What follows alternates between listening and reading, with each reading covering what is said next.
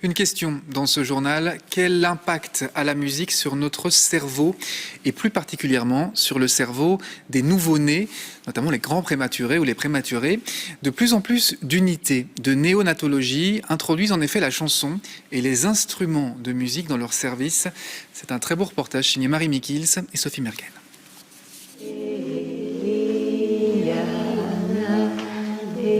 Une entrée en matière aux couleurs de son prénom.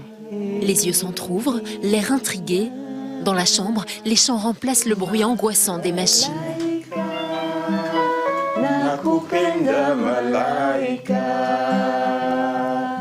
Évidemment qu'il y a quand même, on se bat pour la vie, mais à l'intérieur de cet espace, on peut créer un cadre sécurisant pour que on puisse y venir saupoudrer un peu d'art.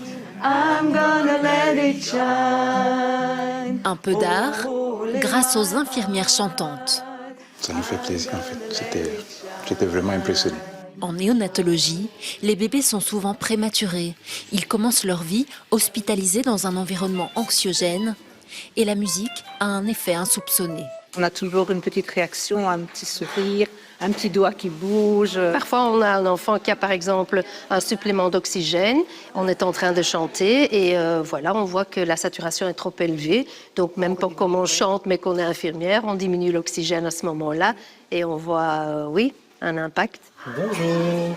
Dans ce service, un lecteur de contes vient aussi apaiser les tout-petits. Alors voilà, ces trois-là, ils font un long voyage, Sarah. Ce bébé est né à 6 mois, hospitalisé depuis novembre.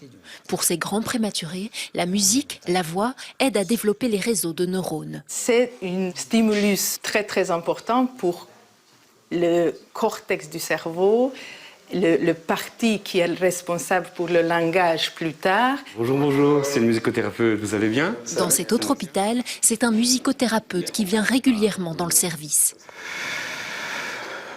On respire. Il apprend aux parents la technique du humming.